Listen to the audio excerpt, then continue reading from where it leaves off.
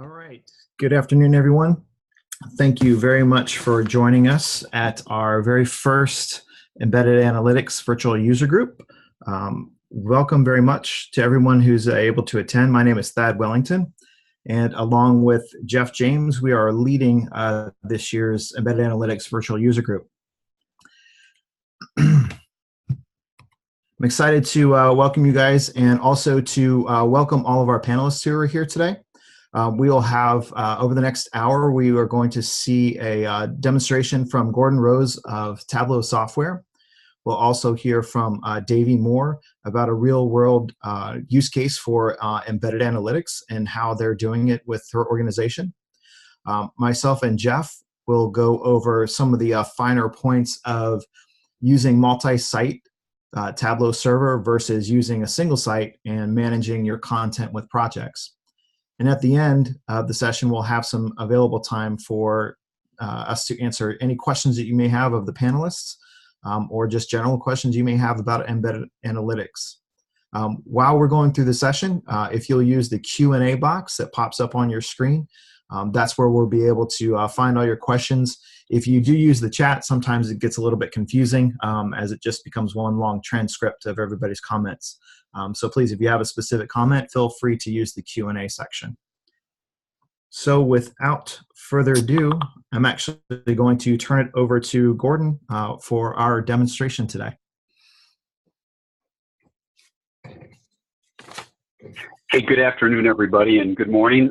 Really appreciate the opportunity to spend a little bit of time with everyone talking basically about how easy it is to embed Tableau. Let me go ahead and share my screen with you.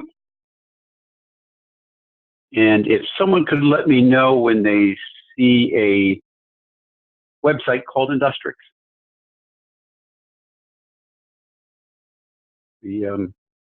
I'll assume that we've got that coming over the video portion successfully. Well, again, my name is Gordon Rose. I'm part of the Embedded Analytics team here at Tableau, and at Tableau overall for going on 6 years. And I joined the embedded team just about 2.5 years ago. And when you join the embedded team, kind of, if you will, there's a little bit of a hazing ritual, or you have to build a complete website, a complete portal around embedded analytics so that you have a full understanding of exactly what it takes to embed Tableau. And what I'm here to share with you today is a high-level overview of exactly what that process consists of and highlight the relative ease with which it can all be accomplished. So to start off, we're looking at a website for a fictitious manufacturing company. We'll discuss embedding Tableau naturally in the context of a full embedded Tableau site. And when I talk about embedding Tableau, I like to say that it's kind of like a three-legged stool. There are 3 primary points of integration. The first is going to be single sign-on. We have a number of approaches that make it easy so that when the user logs on once to your web application or portal, from there they can have seamless access to all of the embedded Tableau content that you've made available to them. The second key point of integration is with Tableau server itself. And for that purpose, we provide a powerful RESTful API. And that API will let you do 2 primary things. It will let you automate Tableau server, basically do pretty much anything you could do against Tableau server that you would otherwise do through the standard UI. And it's also a source of rich runtime information. And we'll see a good example of that coming up. And then lastly, we have the JavaScript API. And the JavaScript API is the vehicle for embedding the visualization. And then beyond that, developing a very rich experience for your user around that embedded visualization. So to kick things off, let's log into this portal as one of the users.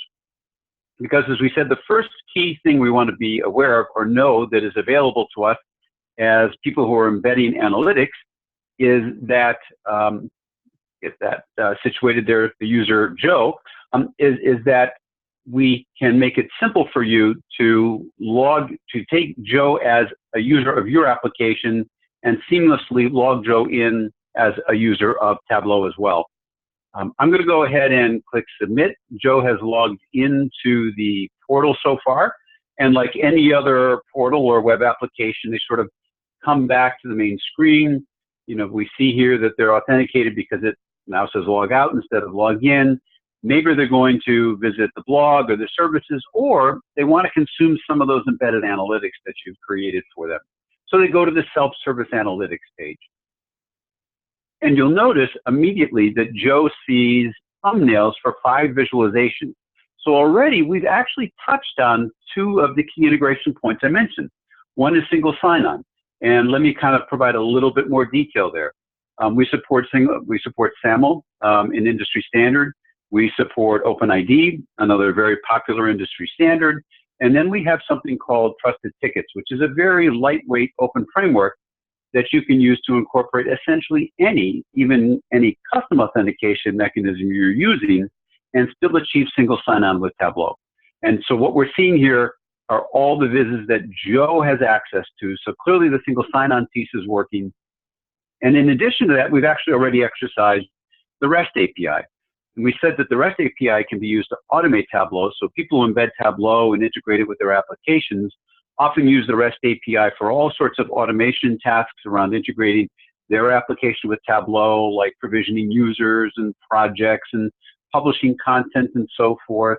But it's also a great source of runtime information. And in this example, we simply asked the REST API for thumbnails of all the visualizations that Joe has access to. And of course, only the visualizations that Joe has access to. Naturally, all standard Tableau security settings and permissions apply in an embedded scenario. And being a RESTful API, it's simply a matter of authenticating and then making the appropriate HTTP request of Tableau server and processing the information that comes back. So it, like the SSO piece, is also based on industry standards and extremely easy to use. And we'll touch on some other examples of that as we continue. But then the third piece is, of course, what we're after is the actual embedded visualization. So as Joe, we're going to click through here. And in a second, we'll see the visualization that Joe selected from the menu. And then, by the way, while that's loading, I do want to point out that there's nothing here in this site that's prescriptive. There's nothing here that you would have to do in your site. Like, for instance, if you want to create a menu of visualizations or some way for your users to discover the available content, that doesn't have to be thumbnails. It doesn't have to look anything like this site. We sort of give you a blank canvas, and you can create the embedding experience that you want to for your users, the one that fits naturally with the look and feel and the branding and so forth of your application.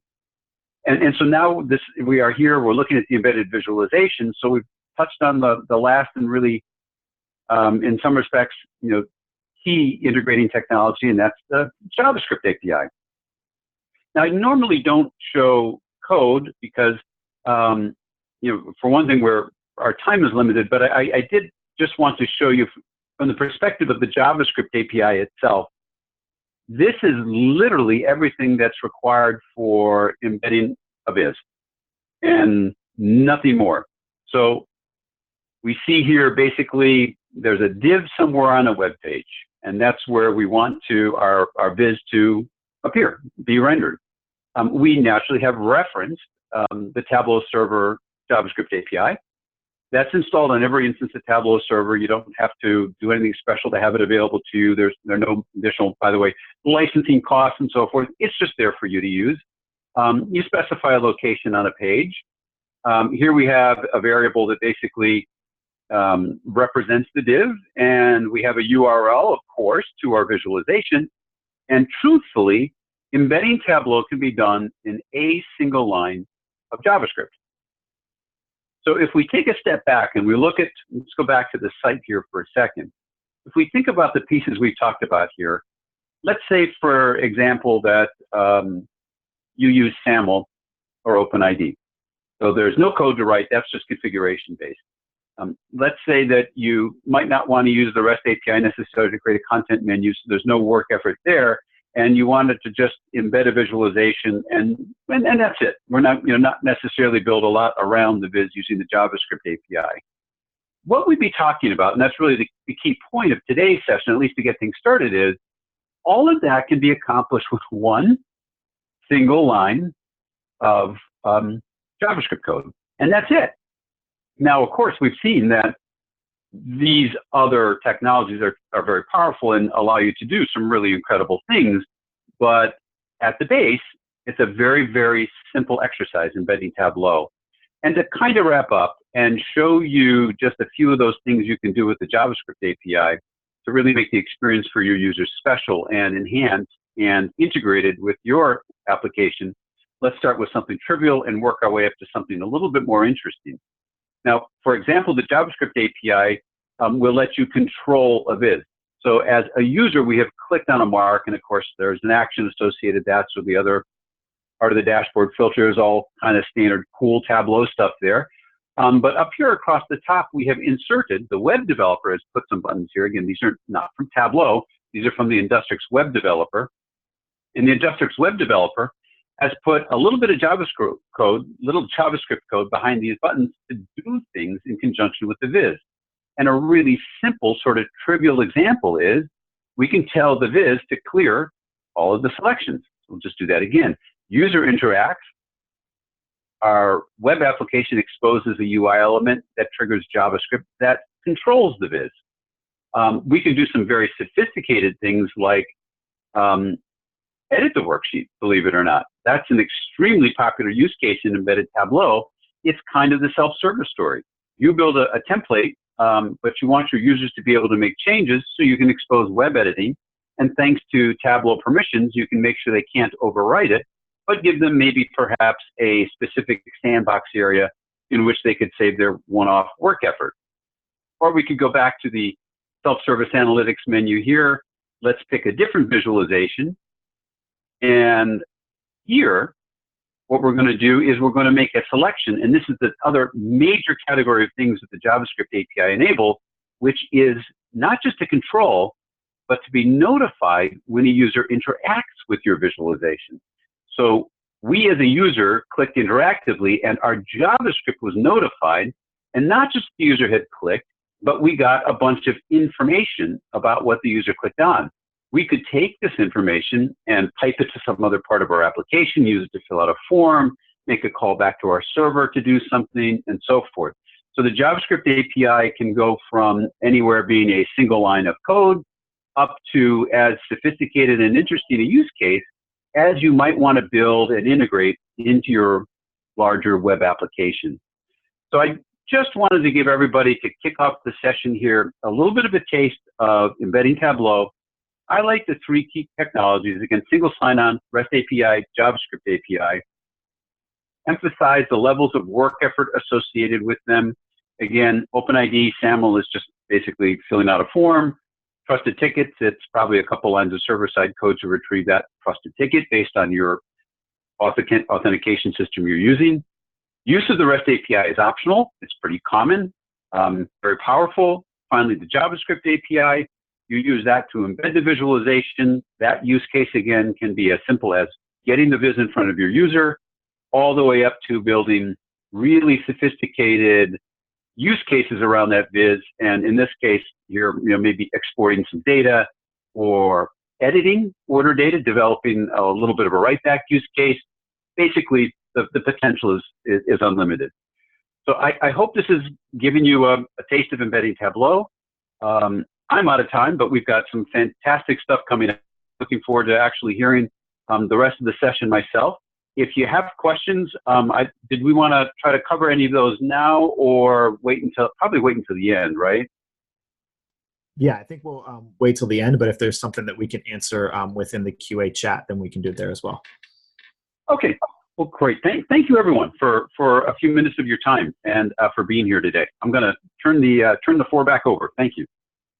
All right, thank you so much, Gordon. That was great. Appreciate it. Get my screen back up here for you folks. All right. Okay, so thank you again, Gordon. We are going to move over to Davy, and she's going to give a real-life demo of how she's using Tableau in an embedded scenario.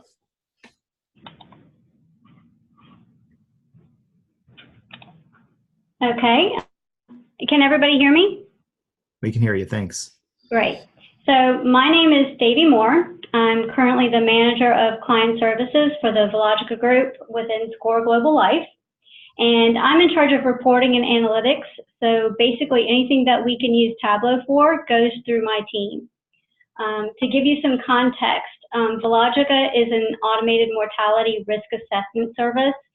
So what we do is we use instantly available data to underwrite applications in real time, and often that means less than a minute. So if, for example, if somebody fills out a life insurance questionnaire, either through an agent or in some cases online, Velogica then orders the third-party data and then correlates it and then sends it back with an underwriting outcome, like accept or decline. This is a fee-based software service that we offer to our reinsurance clients. So we're pretty confident in the algorithm because we as the reinsurer have skin in the game. So you can imagine the data that we're gathering is extremely personal. It's prescription history along with medical responses. So from a data perspective, we're pretty isolated from the reinsurance side, and cybersecurity is a pretty big deal with Velogica.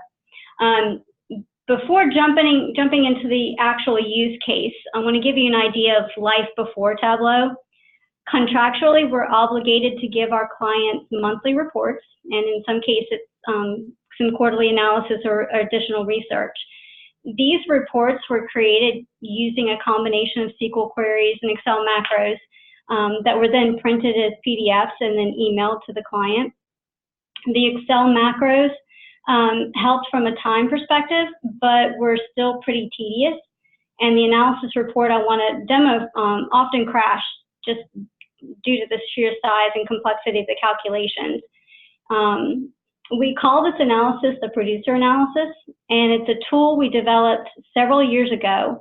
And what it does, it statistically identifies a subset of life insurance agents or producers that exhibit unusual behavior. So this bad behavior can lead to some pretty serious adverse mortality. And so it can have a significant impact on the client's financial reserves. And in turn, because we're the reinsurer, our own financial reserves. So even though the statistics behind the scenes is a little complex, the output was really far from it. Let me share my screen.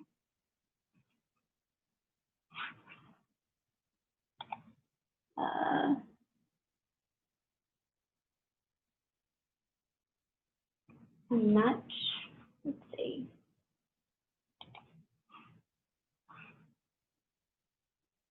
Sorry, I'm having trouble finding where I share the screen.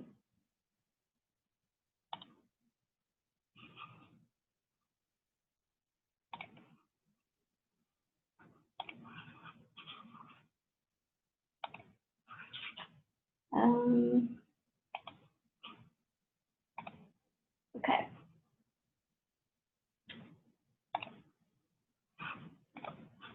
Okay. So just to give you an idea of what it looked like before, this is it. This is, and please don't judge. It was way before my time. But if you can get past the visual dysfunction for a second, you'll see that this is an individual agent scorecard, and it gives limited KPIs along with the warnings used in the algorithm to determine the outlier status. The layout doesn't give the client the ability to see how this agent compares to his or her peers, and an overall picture of the agent's portfolio is missing. The client can adjust the parameters, and the two key parameters would be the percentile used and the application minimum, and that plays a huge part in determining who is an outlier. So if a client wanted any of these changed, they would have to request it, and it meant coding changes. Not to mention, again, this is visually hard on the eyes. So again, this is data that we're dealing with is heavy with PII. So in order to get our cybersecurity director on board, we opted to use Tableau Server. And so from there, we set up client-specific sites. So I'll show you from, this is kind of a high-level demo that we used, that I created actually to for prospective clients and new clients, and it just gives them an idea of what we have to offer. So here's the analysis, if you can remember what it looked like before, that horrible PDF. This is much better, and that we feel, and because of this specific analysis, it was actually greatly anticipated by our clients, and we took a lot of their feedback and input in creating this. And because of this, it was one of our biggest, basically one of our biggest requests that came out of that input was to be able to determine the worst of the worst. In other words, those repeating offenders quarter after quarter. And one client actually said that he wanted to be able to use this to crack some skulls. So this told us that we needed something that visually compared producer to producer with interactive parameters so that the client can tighten up those those parameters in order to see those worst of the worst. So the first dashboard is the high-level aggregation. The title includes a summary of the reported outliers for the quarter year selected, and they have the ability to be able to go backwards or forwards as far as a report quarter. And these outliers are defined by the report type, which are in the legend, and if you hover over it, it gives a definition of what that type is.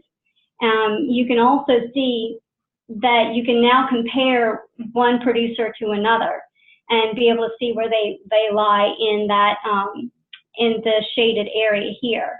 And this shaded area is deeming if a person is an outlier that the client can now tighten up if they wanted to. If they wanted to see the worst of the worst, then they can move the percentile input, and they can adjust the application minimum. They can also see from a geographical standpoint where those outlier agents are, and in some cases that they can identify patterns where one agent may be influencing another agent in the same area. So clicking on a specific agent adds more detail in the tooltip, or gives them more information, but then they can also click on the producer scorecard. And this producer scorecard is divided into 3 different sections. We've got kind of a report summary, a portfolio distribution, and then the warning behavior metrics that play into how the producer is the type that they came out to be, whether an outlier or not reported at all. Clicking on the different, or actually hovering over these metrics, the clients can actually see the calculations in the background, so the actual likelihood and expected. And we specifically chose the color palette so that the red kind of stands out to show the client if they're not, if the audience is more executive and less actuarial, they can hone in on where the problem areas are. So now we have a tool that is automated and gives our clients more control over what they want to see in a way that visually shows the true outliers that may be negatively affecting their business. Using Tableau for this specific project, along with the other projects that we've used it for, has had a tremendous impact on our team. We're the first team in the entire global company to roll this out to our clients, and so we've become known as the kind of the go-to experts right now until everybody else gets ramped up to speed, and hopefully we'll be learning from them as well. But I've also seen a huge growth in our analytical capabilities as we're moving forward to predictive modeling. And from a client perspective, to be able to log in to their specific site and interact with their data, when prior to this they were just getting these PDFs that they we weren't sure if they were actually using it. And now we can see, based off of the status reports, what the clients are clicking on and what their the frequency of their time in this space. So that's it for me. Is there any questions, or are we saving the questions for the end? Yeah, I think we'll circle back around to the questions. Thank you very much, Dave. We appreciate it. No problem. All right. Let me bring back up our deck. Okay, so next on our agenda is Jeff and I will go through comparing and contrasting sites versus projects. Jeff, are you there?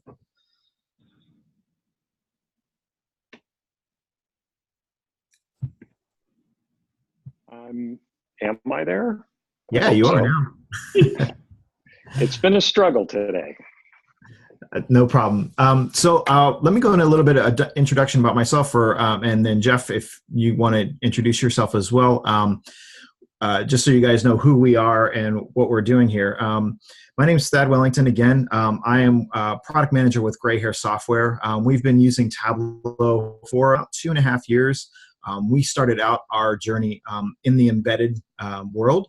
We didn't even know that Tableau was used mostly internally when we actually made our purchase and made the jump in. We've put our product out in front of customers first and foremost.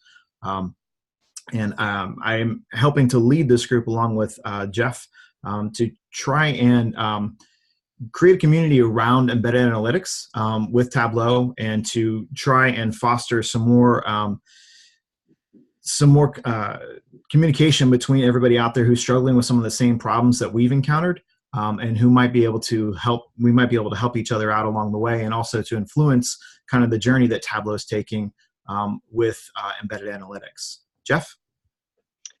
Hey, Jeff James. I'm a solutions strategist, which is essentially a technical product manager with Cerner Corporation. We're one of the largest global healthcare IT companies with major presence in the US, but also presence in the UK, throughout Europe, Mideast, and Australia in particular. To agree with Thad, the whole goal that we're trying to do here is raise the profile of embedded analytics use cases, since Tableau's primary sales channel is departmental and to a lesser extent enterprise, and it's really used just kind of in its native form by a lot of clients. And Cerner, we use it to drive our business. So HR and finance analytics, all of those things are done through Tableau. We also have some internal analytics to help our clients with that we remote host in terms of performance and things. And then we embed it in some of our external solutions to provide an overall view of what they're doing, particularly around population health. Great. So what we want to talk to you guys about is the differences between multi-site and single site. So Jeff, you want to talk about just an overview of multi-site, and we can kind of break into each of these sections that we're going through, and what the just overall differences between the setup is. Yeah, so I thought it was an interesting topic because Thad's company and mine took alternative approaches to the way we deploy content. So in our world, every client gets their own site. So when we have a new client, a new job is spun up, it deploys a new site. It configures the user imports, all of those things that are necessary to integrate with the client, and sets up the federated authentication system that we use to log everybody in. So that's our approach was we thought that we got better security and segregation by using multiple sites, but as we'll talk through this, you'll see that it's not all goodness with sites. there's a lot of good things, but there's a lot of good things with using the project approach as well. Right, and I think for us, when we were starting out with this, we didn't really want to go with the multiple site because we had content that was common across all of our clients that we didn't want to have to replicate. And as you can see, we're looking at content segregation here because that's the first and foremost when you're looking at these two different approaches. Do I need to set up multiple sites, or do I want to set up just one? And from our standpoint, just looking at the content itself, we wanted to be able to share it across all of our users. We have common data sources, we have common views that we want them to see, common dashboards that we want to see, so we didn't want to have to duplicate those across the system. The drawback to that is that you've got to really have tight control over who owns the content. You've got to manage your user groups very well within Tableau Server. And you also have to control access at the project level. So the permissions itself has to be very well organized, but I think you also have to have strong organization around who's publishing that content, who owns it, and then who can actually access and interact with that content.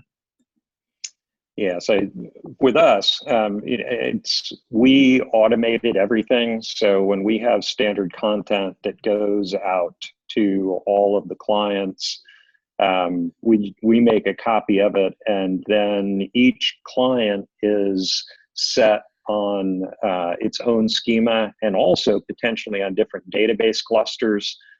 So that we can scale out as well as scaling up on the database layer. In fact, at this point, I've got 10 different database clusters that support all of our different clients, and at this point, 3 production Tableau clusters. So being able to move all of that stuff and having it automated and have services built that would figure out what system to deploy it to and what database cluster and schema name needed to be assigned was really key to making all of that stuff work without causing tons of extra work for us. So when we're talking about access control, obviously permissions is pretty key on this one. With the permission set in Tableau Server, you have a lot of options. And hopefully, if you're not very familiar with permissions, ask a question in the community group, or by all means, ask the question here.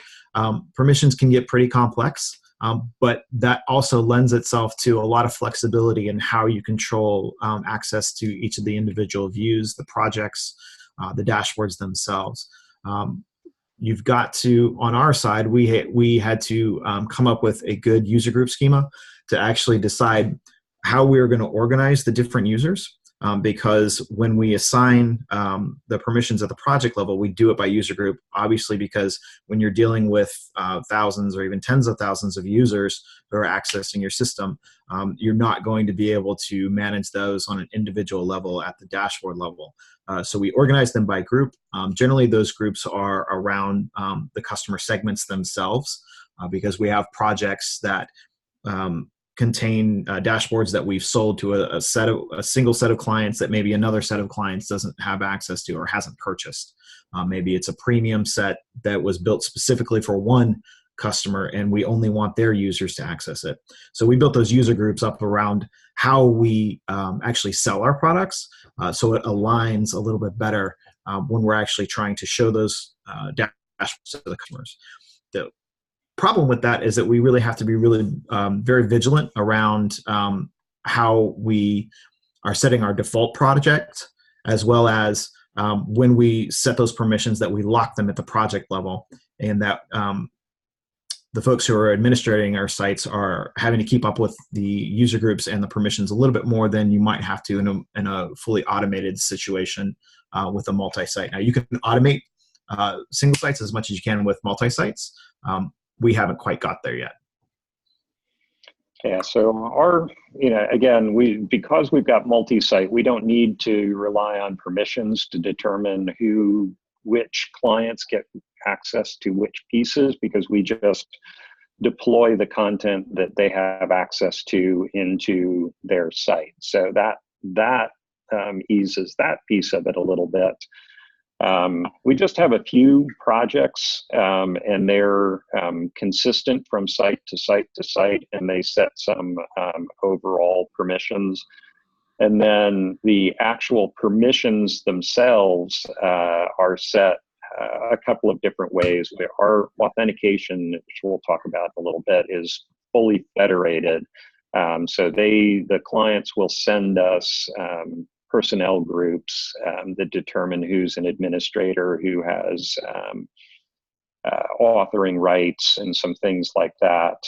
And all of that stuff gets imported as part of the user import job, and permissions get set accordingly there. Then beyond that, the individual pieces of content are determined, access to those within that client are determined by settings in our application. The administrators and content authors can determine who gets to see the content that they've created, and then they set that through a user management screen in our application, and that gets pushed out to the Tableau server essentially in real time. Behind the scenes, it's making REST API calls to set all of those permissions as needed. So the big thing for us was because we have PHI to deal with and PII when we start going into the global market, we just wanted to make sure that the chances of information bleed over were as absolutely minimal as they could be.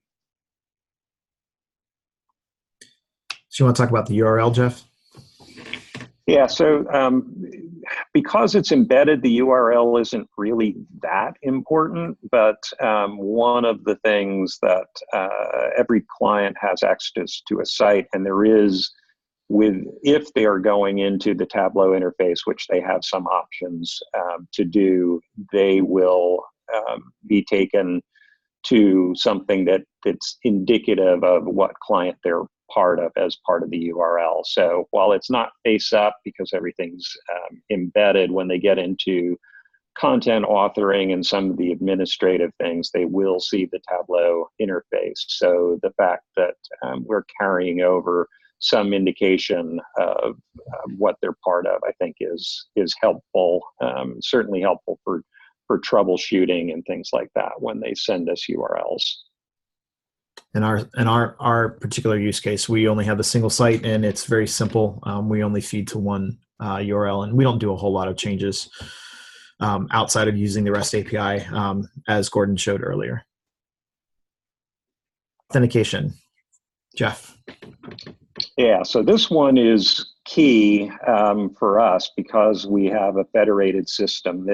When Tableau implemented Site SAML, that was a huge win for us, and honestly, we drove a lot of the movement of Site SAML from being an online only thing to being included in server itself.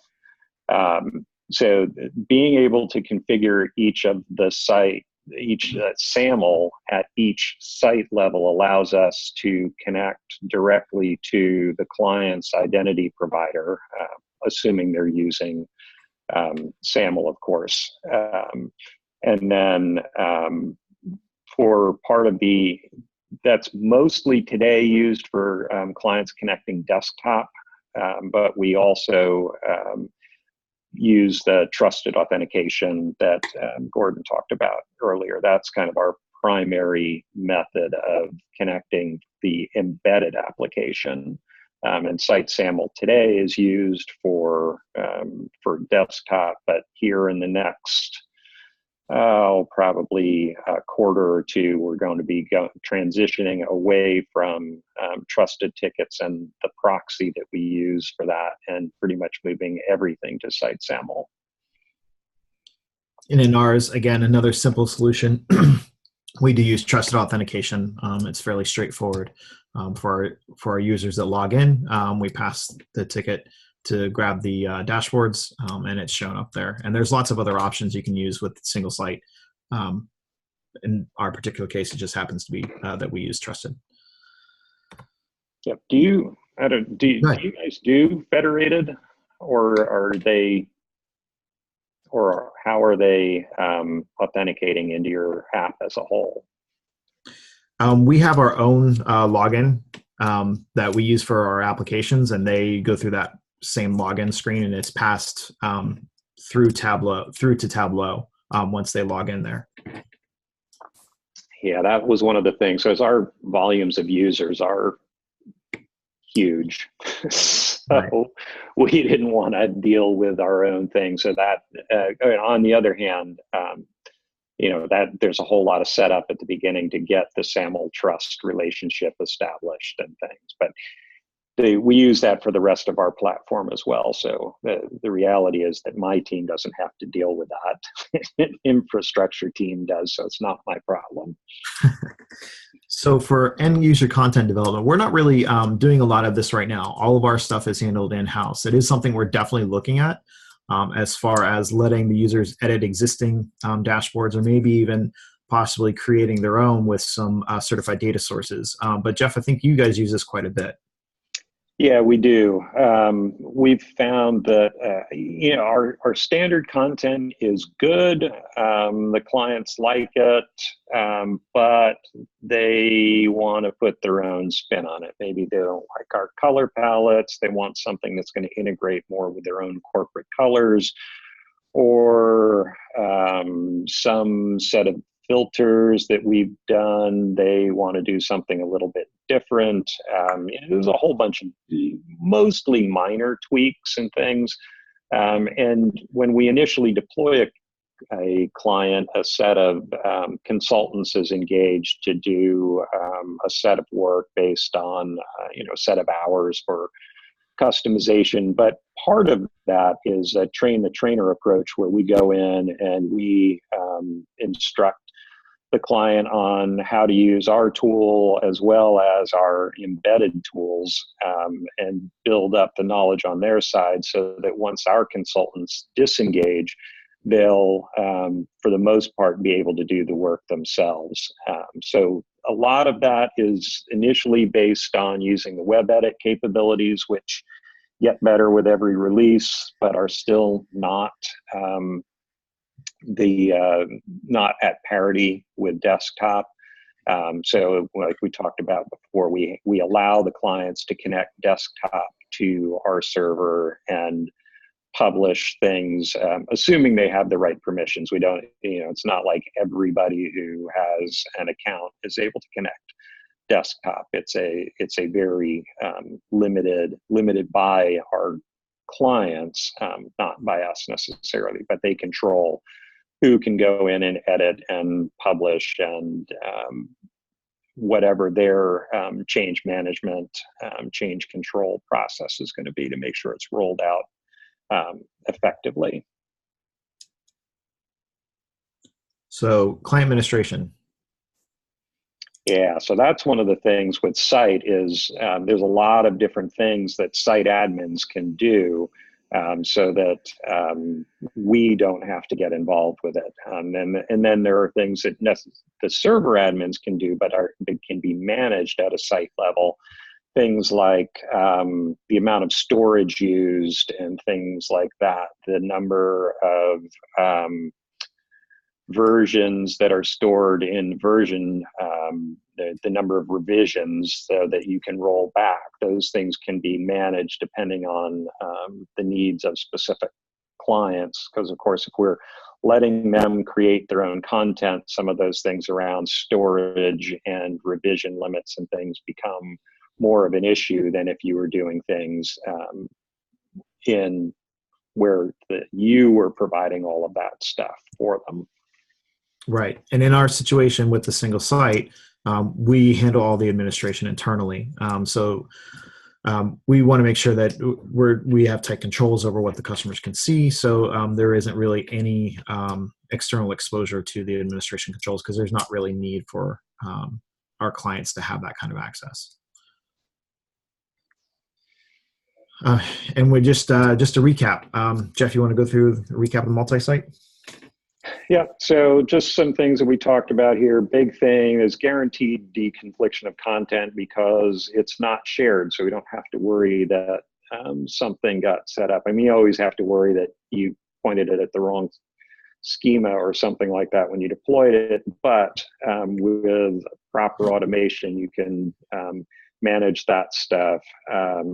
Then for us, project permissions focused on access to content, not access to content, and limitations on whose content it is. For people who are looking at things at a specific site level, there's less content to go through. Again, that gets back to the way we've done things where we have custom content. We have consultants who are dealing with a client individually. When they're in, they're only seeing the custom content that's associated with that client. If we weren't doing custom client content, that would be less of an issue. The URL has reference so that when we're troubleshooting things, we'll know specifically who the client is and that they're seeing everything appropriately. Site SAML is huge. That really simplifies things in a federated environment. And then, as we just talked about, there's lots of different things that can be controlled at the site level, so they can be specific to that specific client. We haven't enabled guest access or things, but we could. I think it's highly unlikely in a PHI environment, but it's there. Comments can be turned on and off at a site level. Web authoring can be turned on and off at a site level. The information about the email and where it comes from can be controlled at a site level. Extensions can be controlled at a site level. So lots of different things that we could do to meet the needs of specific clients. And with single site, just to recap on that one, content's easily shared. You do have to control your permissions, and it's highly recommended you do that with user groups. The users can be across multiple groups, but you do want to make sure that you set up something that works for your particular situation.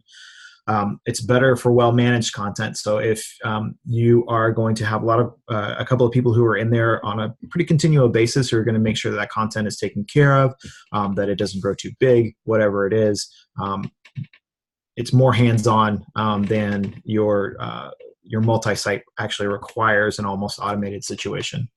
The URL is common across users, and the server permissions determine the access. Again, any authentication you wanted to use really depends on your particular situation. And all the same administration functions are available for single site. The difference there is that it's generally internally accessible only. You don't want to expose that outside to your users in that situation, especially if you have a pretty significant group of users who have access to your system. So that wraps up our presentation. I'm actually going to jump into the QA portion of this. And looks like we've got quite a few questions that were answered already. Jeff, would you like to look at a couple of these with me, and just we can actually ask them of our panelists as well? Yeah. Let's see. So how do you roll out updated standard content? For that, we use the REST API. We also have used the document API, which allows you to control things like the data sources. So we've got code. Our code actually is in Ruby just because of our development environment. So the document API stuff, we've actually we redesigned some of that, or not really redesigned. We transferred it because the document API is all in Python, which we're not using in our production system. But really, it's that's such key. So then, how are you guys handling that? I'm sorry, around what? Just the rollout. It's a little different for you because you're rolling out. You have to deal with row level security and things like Right. that. But the content itself is the same. Yeah, and we are a much more manual situation. We don't automate a lot of our processes right now because we don't have as much content as some larger organizations do. So ours is just pretty much we go through our development process, we get it approved, and it gets pushed out to whichever project it's going to reside in. Looks like we got another couple of questions. You got that next one, Jeff? Got it. I'm going to do that one. So for us, we actually the data sources are controlled. It's all server data sources. They don't have any direct access to the data, so the server data sources actually are created within our application.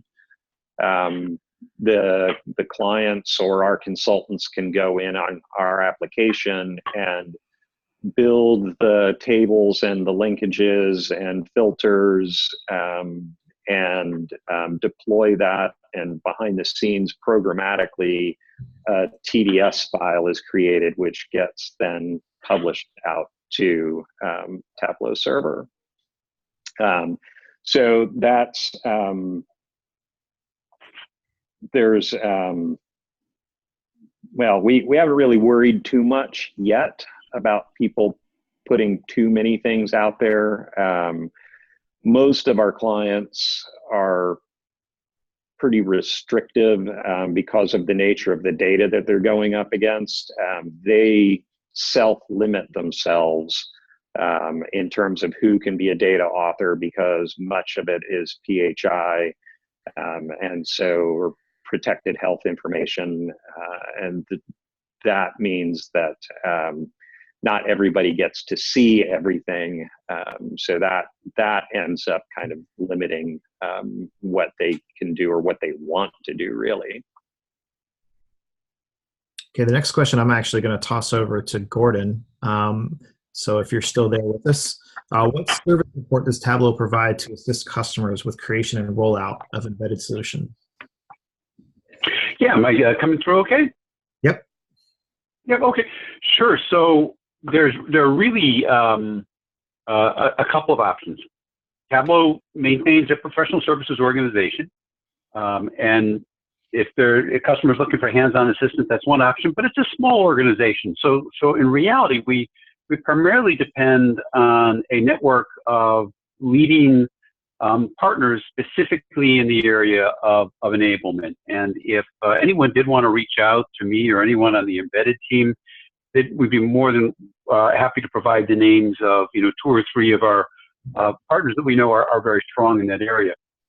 Now, also we'll say that Tableau has a dedicated area of the community specifically for development, and the developer forum, the developer forums area of our site, very strong, great place to go and get information.